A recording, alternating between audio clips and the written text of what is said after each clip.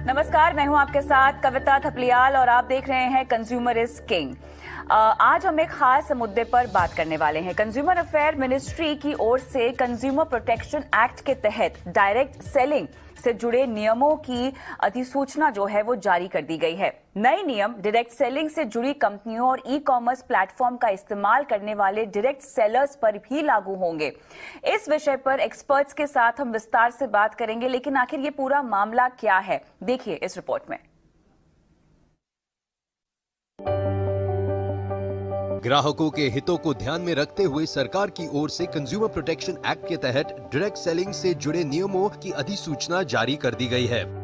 नए नियमों के मुताबिक राज्यों को डायरेक्ट सेलिंग से जुड़ी कंपनियों की मॉनिटरिंग के लिए मैकेनिज्म बनाना होगा। इसके साथ ही डायरेक्ट सेलर के प्रोडक्ट्स या सर्विस से अगर ग्राहक को शिकायत होती है तो जिम्मेदारी डायरेक्ट सेलिंग कंपनियों को भी लेनी होगी। ग्राहकों की समस्या के निपटारे के लिए ग्रीवेंस रिड्रेसल ऑफिसर की नियुक्ति की जाएगी। वही ग्राहकों को प्रोडक्ट या सर्विस की शिकायत ऑफलाइन और ऑनलाइन दोनों माध्यमों से करनी होगी। ग्राहक की शिकायत के बाद जिम्मेदार विभाग को 48 घंटे के भीतर कार्रवाई करनी होगी और 1 महीने के भीतर पूर्ण रूप से शिकायत का निपटारा करना होगा। वही अगर 1 महीने में भी शिकायत का निपटारा नहीं होता है तो ग्राहक को लिखित में इसकी शिकायत दर्ज करानी होगी। लगातार मिलती शिकायतों के बाद सरकार की ओर से इन नियमों का पालन करने के लिए 90 दिनों का समय दिया गया है। नए नियम डायरेक्ट सेलिंग से जुड़ी कंपनियों और ई कॉमर्स प्लेटफॉर्म का इस्तेमाल करने वाले डायरेक्ट सेलर्स पर भी लागू होंगे। ईटी नाउ स्वदेश। चलिए, तो यहाँ पर आपने ये पूरा मामला सुना, लेकिन इसको लेकर हमारे कई सारे सवाल हैं जिन पर हम विस्तार से इस पूरी पेशकश में बात करेंगे। मुख्य सवाल क्या है आपको बताते हैं। ग्राहकों के हितों को ध्यान में रखते हुए सरकार ने जो ये फैसला लिया है, इसके तहत डायरेक्ट सेलिंग से जुड़े नियमों की अधिसूचना जो जारी की गई है, क्या इनके जो नए नियम है इनकी इसके तहत जो ट्रैकिंग की जाएगी, क्या उसके इम्प्लीमेंटेशन पर किसी भी तरह की निगरानी यहाँ पर रखी जाएगी सरकार की तरफ से। इसके अलावा डायरेक्ट सेलिंग जो कंपनियां हैं, इनकी शिकायतों के निपटारे से इन कंपनियों के बिजनेस को आगे बढ़ाने में कितना प्रोत्साहन मिलेगा, और साथ ही जिस तरह से हम डायरेक्ट सेलिंग के व्यापार को बढ़ता हुआ देख रहे हैं, इसके साथ ही कई सारे धोखाधड़ी के मुद्दे भी इसको लेकर सामने आ रहे हैं, उनसे कैसे निपटा जाएगा। इन तमाम मुद्दों पर आज हम विस्तार से बात करेंगे और हमारे साथ खास मेहमान भी जुड़े हुए हैं। कंज्यूमर वॉइस के मैनेजिंग एडिटर श्रीराम खन्ना है और साथ ही बिजनेस काउंसलर और direct selling expert Sonu Sharma, ये दोनों हमारे साथ जुड़े हुए हैं। आप दोनों का ही आप इन नियमों का स्वागत करते हैं। लेकिन सोनू शर्मा जी, अगर आप मुझे सुन सकते हैं, दर्शकों को हम बताना चाहते हैं विस्तार से कि ये नए नियम क्या है और किस तरह से एक्सेप्टेंस डायरेक्ट सेलिंग को लेकर इन अधिसूचना के बावजूद आप बढ़ती हुई देख रहे हैं। मुझे आपका आवाज आ रहा है मैम?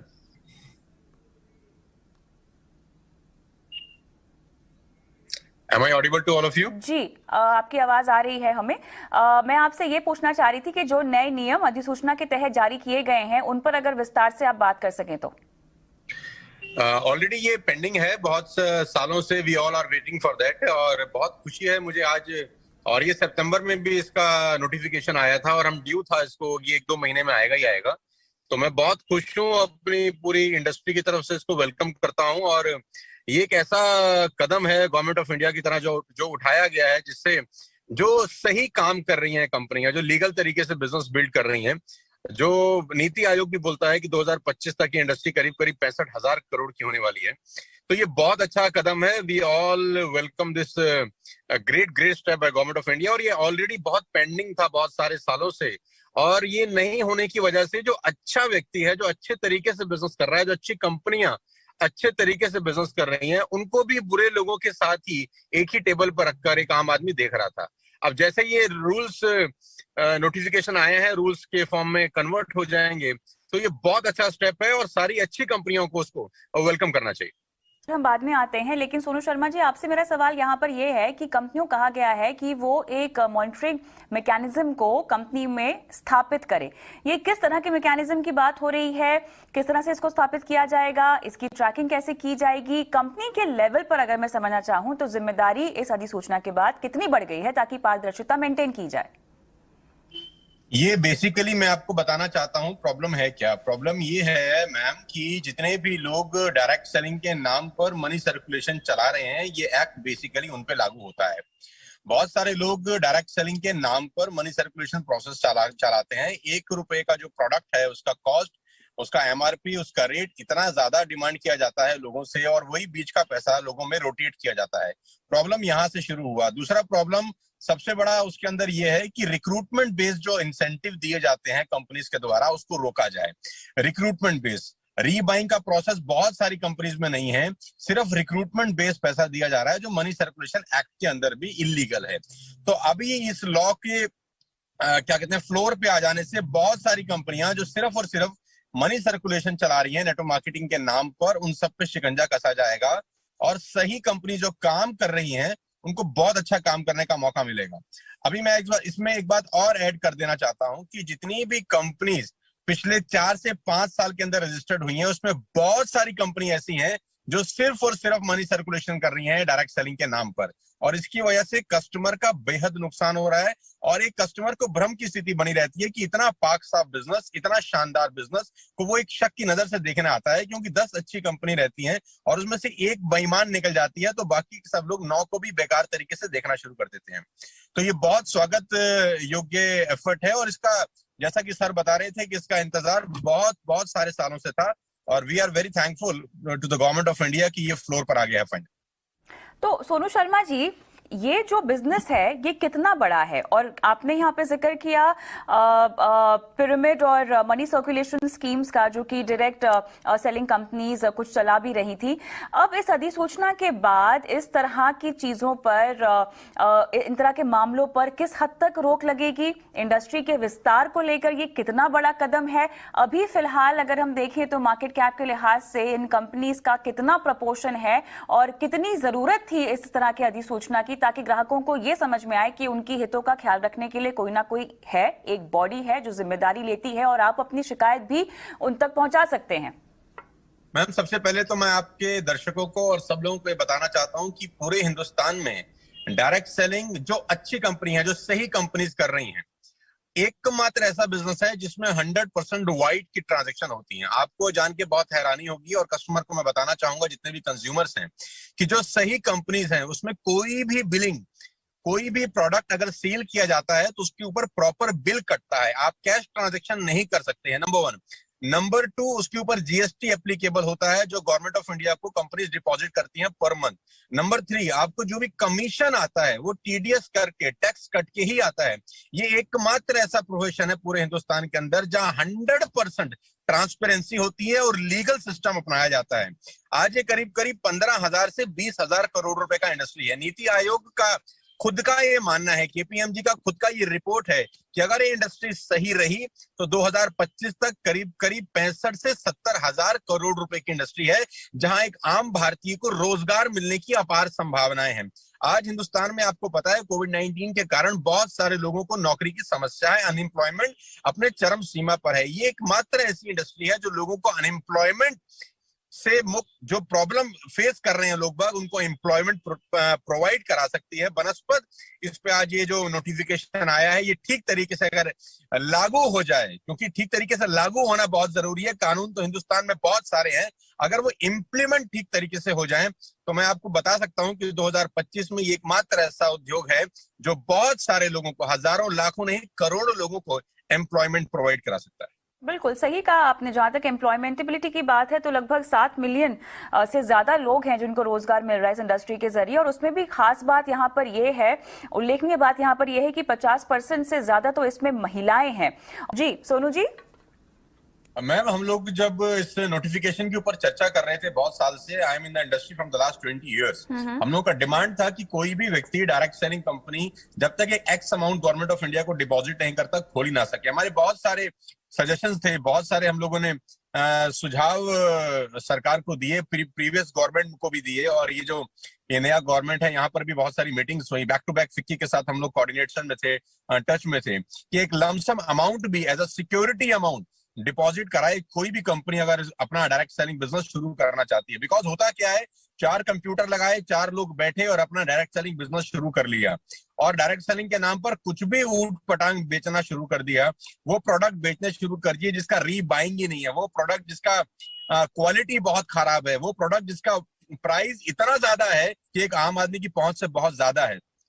अब इस नोटिफिकेशन के द्वारा सर जो बता रहे थे खन्ना साहब, मैं बिल्कुल उनसे इत्तेफाक रखता हूं कि असली और नकली, जिसको कहते हैं दूध और दूध, दूध का दूध, पानी का पानी, ये हो जाएगा। और एक कंज्यूमर जो एक सयाना कंज्यूमर है, एक सया कस्टमर है, जो अपना करियर बनाना चाहता है इस फील्ड में, वो बिंदास होकर इस प्रोफेशन को ज्वाइन कर सकता है और अगले 4 से 5 साल के अंदर अपने सारे के सारे सपनों को पूरा कर सकता है। अच्छा, जिस शिकायत के निपटारे की हम बात कर रहे हैं सोनू जी, ये ग्रीवांस रेड्रेसल की पूरी प्रक्रिया क्या होगी? अगर मैं एक ग्राहक हूं जिसे अपनी शिकायत का निपटारा करवाना है या अपनी शिकायत पहुंचवानी है, तो ये पूरी प्रक्रिया क्या होगी? किस तरह से मुझे अप्रोच करना होगा और शिकायत का निपटारा कैसे होगा? मैम, उसके लिए पूरा नोटिफिकेशन एक बार पढ़ना बहुत जरूरी है, क्योंकि नया नया नोटिफिकेशन अभी पूरा पब्लिश हुआ है। उसमें क्या अमेंडमेंट किए गए हैं, क्योंकि सितंबर में भी ये नोटिफिकेशन आया था, 2014 से चल रहा है ये एक्चुअली प्रोसेस। तो एक बार उसको पढ़ना पड़ेगा कि क्या अमेंडमेंट्स हुए हैं, क्या चेंजेस हुए हैं, उसके बाद इसके बारे में बात की जा सकती है। खन्ना जी, कहीं ना कहीं अगर हमें इस कारोबार को आगे बढ़ाना है सोनू जी, तो इस तरह के नोटिफिकेशंस के अलावा इनोवेशन की भी तो जरूरत होगी इसको आगे बढ़ाने के लिए, क्योंकि देखिए आज का जो मार्केट है वो काफी बड़ा है। केवल डायरेक्ट सेलिंग तो एक जरिया नहीं है जहां से लोग खरीदारी कर रहे हैं, ई कॉमर्स है, ऑनलाइन की दुनिया बहुत ज्यादा बड़ी हो गई है, गहरी होती भी जा रही है। कहीं ना कहीं ये कॉम्पिटिशन तो है ही। किस तरह के इनोवेशन की जरूरत है? इनोवेशन आएंगे तो वहां पर एक ग्राहक की सुरक्षा का भी सवाल आएगा और कारोबार में पारदर्शिता का भी सवाल आएगा। तो कैसे आगे बढ़ा जाए? पहले तो मैडम मैं आपको ये बता दूं कि जो डायरेक्ट सेलिंग के थ्रू प्रोडक्ट का खरीद फरोख्त होता है और सेल परचेज होता है, और जो दूसरा माध्यम है प्रोडक्ट को सेल और परचेज करने का, दोनों में जमीन और आसमान का फर्क है। पहली बात तो जितना भाई अच्छा डायरेक्ट सेलिंग कंपनी है, मैं नाम यहाँ पर नहीं लेना चाहूंगा, ABCDEF जो भी कंपनीज हैं, जो अच्छे तरीके से डायरेक्ट सेलिंग करती हैं और जिनमें रीबाइंग होती है। रीबाइंग का मेरा मतलब बड़ा सीधा सा है कि एक ही प्रोडक्ट को बार बार बेचा जाता है और खरीदा जाता है। एक ही कस्टमर एक ही प्रोडक्ट को बार बार बाय करता है। तो इनोवेशन इसलिए भी बढ़ जाता है क्योंकि कंपनी तभी ही बड़ी होती है जब एक ही कस्टमर उसी प्रोडक्ट को बार बार खरीदता है, और बार बार तभी खरीदेगा जब उसका क्वालिटी, उसका वैल्यू और उसका प्राइस उसको माफिक लगेगा बाजार के मुताबिक। तो ये बहुत ज्यादा जरूरी है किसी भी कंपनी के लिए कि वो इनोवेटिव रहेगी अपने प्रोडक्ट्स की क्वालिटी में, क्योंकि उसका प्रोडक्ट अगर बार बार बिकेगा नहीं तो कंपनी का टर्नओवर बढ़ेगा नहीं। क्योंकि यहाँ पर असली और नकली का भेद मालूम चलेगा, क्योंकि जो नकली कंपनी रहती है वो रिक्रूटमेंट पे पैसा देती है। आपने किसी एक व्यक्ति को रिक्रूट किया and you will earn 10,000 rupees और 5,000 रुपीज, उसके बाद वो बाइंग करे कि ना करे किसी को कोई मतलब नहीं रहता। लेकिन जो जेन्युइन डायरेक्ट सेलिंग कंपनी है वो रिक्रूटमेंट पे पैसा नहीं होता, वो रीबाइंग का जो स्ट्रक्चर है वो बहुत इंपॉर्टेंट है। इसीलिए मैं अपने प्रोग्राम्स में भी बोलता हूँ कि ये कल्टीवेशन का बिजनेस है, हंटिंग का नहीं है। जो नकली कंपनी है वो हंटिंग करती है बेसिकली। तो इनोवेशन करना पड़ेगा सारी कंपनियों को अपनी प्रोडक्ट की क्वालिटी बढ़ाने के लिए। प्राइसिंग एक बहुत बड़ा इंपॉर्टेंट रोल प्ले करता है, क्योंकि ई कॉमर्स के ऊपर आपको पता है कि टफ कंपटीशन है। तो सारी कंपनीज को अपने प्राइस के ऊपर बहुत काम करना पड़ेगा। क्वालिटी नो डाउट वैसी रखनी पड़ेगी कि एक ही कस्टमर वही प्रोडक्ट को बार बार बाय करे।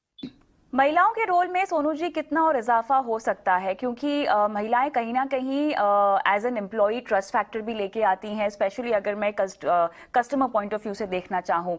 अब जिस तरह से हम महामारी से भी गुजरे हैं, आगे चलते हुए क्या आपको लगता है कि जो प्रपोर्शन हम विमेन का देख रहे हैं इस पूरे सेक्टर में, इसमें इजाफा होगा या इस पर भी खास फोकस देना चाहिए कंपनियों को? पहले तो मैं आपको थोड़ा सा करेक्ट कर देता हूँ मैडम। जो 50% आपने पार्टिसिपेशन की बात की है लेडीज की, महिलाओं की, वो 50% पार्टिसिपेशन हिंदुस्तान का डेटा नहीं है, वो आप ग्लोबल डेटा की बात कर रहे हैं। हिंदुस्तान में अभी ये डेटा बहुत कम है जो महिलाओं का पार्टिसिपेशन है। अब चूंकि इस नोटिफिकेशन के बाद, इस प्रोटोकॉल के बाद, इस रूल्स रेगुलेशन के बाद, इस लॉ के बाद मेरे को 100% ये श्योरिटी है कि महिलाओं की भागीदारी बढ़ेगी। क्योंकि जो 50% का डेटा आप बता रहे हैं वो ग्लोबल डेटा है, हिंदुस्तान के हिसाब से 50-50 का रेशियो अभी नहीं है। तो ये बहुत बड़ा मार्केट है महिलाओं के लिए। और सबसे अच्छी बात तो ये है कि वो महिलाएं अपने घर में बैठ के इस बिजनेस को बिल्ड कर सकती हैं।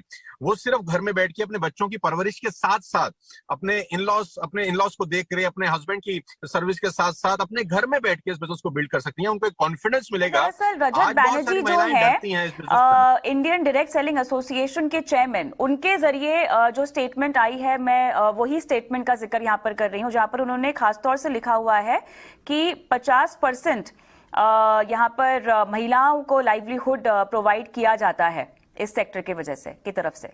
मैडम वो ग्लोबल डेटा है मैडम। हिंदुस्तान में 50% और 50% का रेशियो नहीं है। I am into the field from the last 20 years.